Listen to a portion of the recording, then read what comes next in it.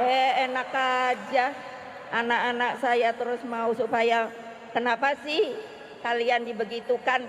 Karena mereka takut kalah, dan iya, mereka pasti kalah oleh kita di dalam satu putaran. Intinya rakyat yang putuskan, rakyat yang menilai. Kalau rakyat tidak suka Prabowo dan Gibran, nggak usah pilih kami, saudara-saudara sekalian. Dan saya tidak takut tidak punya jabatan, Mas Anies. Sorry ya. Sorry.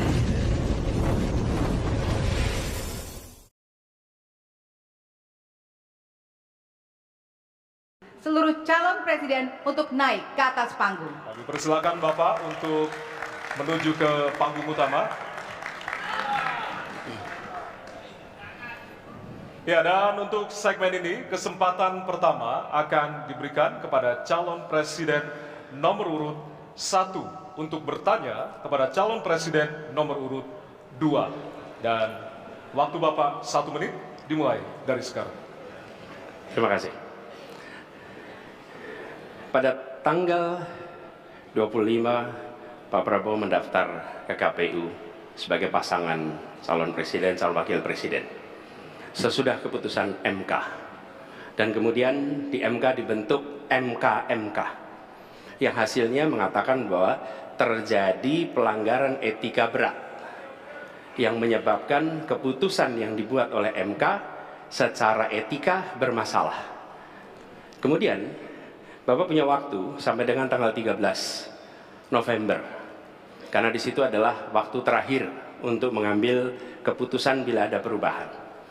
Sesudah Bapak mendengar bahwa ternyata pencalonan persyaratannya bermasalah secara etika, pertanyaan saya, apa perasaan Bapak ketika mendengar bahwa ada pelanggaran etika di situ? Baik, waktunya habis. Kami berikan kesempatan kepada calon presiden nomor urut 2 untuk menjawab selama 2 menit. Waktunya dimulai dari sekarang. Jadi Mas Anies ya memang suatu perkembangan politik itu ada beberapa segi perspektif ya. Jadi tim saya, para pakar hukum yang mendampingi saya menyampaikan bahwa dari segi hukum tidak ada masalah. Masalah yang dianggap pelanggaran etika sudah diambil tindakan dan keputusan ya waktu itu oleh pihak yang diberi wewenang. Kemudian sudah ada tindakan, dan tindakan pun itu masih diperdebatkan karena yang bersangkutan masih memproses. Tetapi intinya adalah bahwa keputusan itu final dan tidak dapat dirubah. Ya, saya laksanakan ya. Dan kita ini bukan anak kecil, Mas Anies ya. Anda juga paham ya. Sudahlah ya. Sekarang begini, intinya rakyat yang putuskan, rakyat yang menilai. Kalau rakyat tidak suka Prabowo dan Gibran, nggak usah pilih kami, saudara-saudara sekalian. Dan saya tidak takut tidak punya jabatan, Mas Anies. Sorry ya. Sorry ya.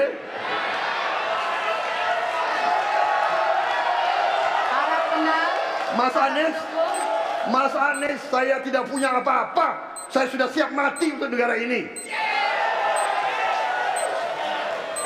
Baik.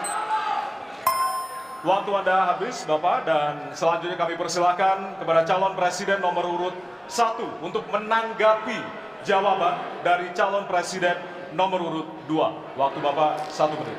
Dimulai dari sekarang. Fenomena ordal ini menyebalkan. Di seluruh Indonesia kita menghadapi fenomena ordal. Mau ikut kesebelasan ada ordalnya, mau masuk jadi guru ordal, mau daftar sekolah ada ordal, mau dapet tiket untuk konser ada ordal di mana-mana yang membuat meritokratik nggak berjalan, yang membuat etika luntur. Dan ketika fenomena ordal itu bukan hanya di masyarakat, tapi di proses yang paling puncak terjadi ordal, maka rakyat kebanyakan, dan ini saya rasakan beberapa waktu yang lalu, beberapa orang guru berjumpa dengan saya dan mereka mengatakan, Pak, di tempat kami pengangkatan guru-guru itu mendasarkan ordal. Kalau tidak ada ordal, nggak bisa jadi guru, nggak bisa diangkat.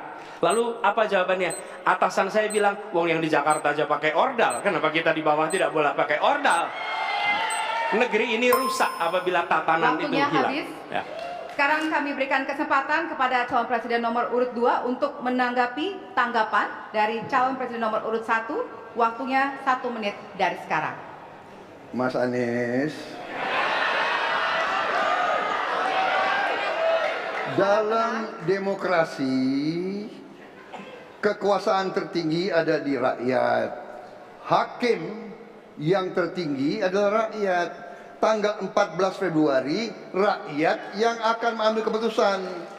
Kalau kami tidak benar, salah, berkhianat, rakyat yang akan menghukum kami. Waktu masih ada, Bapak? Sudah cukup? Baik, terima kasih. Harap tenang hadirin, kita akan lanjutkan. Ya.